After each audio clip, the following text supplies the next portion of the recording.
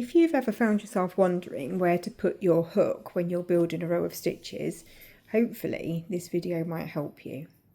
So we're looking, when we're building our row, to place our hook in the top of the stitch below. That's this little hole here. Right at the top it looks like a V. So you've got a front part and a back part. That's where we want to be placing our hook when we're building a row of stitches. Not down here where you've got the gap in between your stitches. That's not the right hole. We want to be building into the top of the stitch through the front and the back of the V.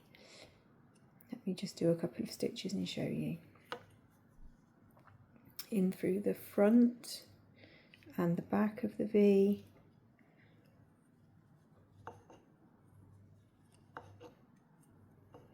Next stitch we're going to be looking for the top of the last stitch here, this little hole at the top, not this big hole further down, the little hole at the top, which when you look from the top is a V shape, front and back.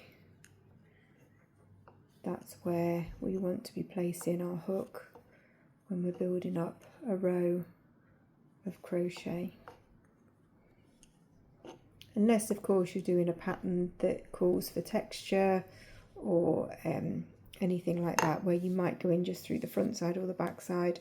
But if we're just working a basic row of crochet where you need to place your stitch into the top of the stitch previously, that's where you want to go, into this little hole right at the top, not down here, up here.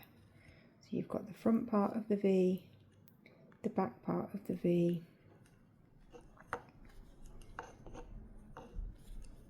and that's where you want to be placing your hook when you're building on a row of crochet.